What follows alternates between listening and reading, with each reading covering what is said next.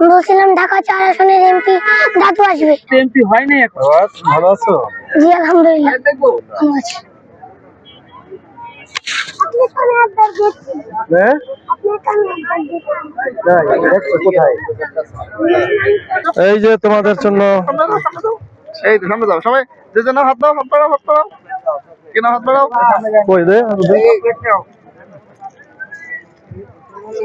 তোমার আর কে আছে? নাও নাও নাও। আরেকটা? হ্যাঁ এই আসো আসো আসো। হ্যাঁ? যারা পাইছো বলছো। এটা আসলে আমাদের কাছে খুবই আনন্দদায়ক। আমরা পুলকিত। এই বাচ্চারা এরাই তো আগামী দিনের ভবিষ্যৎ। এরা আগামী দিনের নেতৃত্ব দিবে।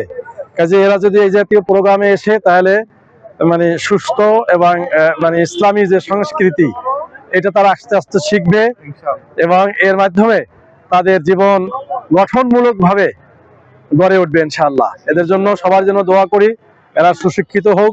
শিক্ষার যে উদ্দেশ্য নৈতিক এবং মানবিক মূল্যবোধ সৃষ্টি, সমাজের প্রতি যে দায়বদ্ধতা তাদের আছে, এটা এখন থেকেই এরা শিখতে শুরু করবে ইনশাআল্লাহ। এদের সবার জন্য দোয়া করি। বলছিলাম ঢাকা 4 আসনের এমপি দাদু আসবে।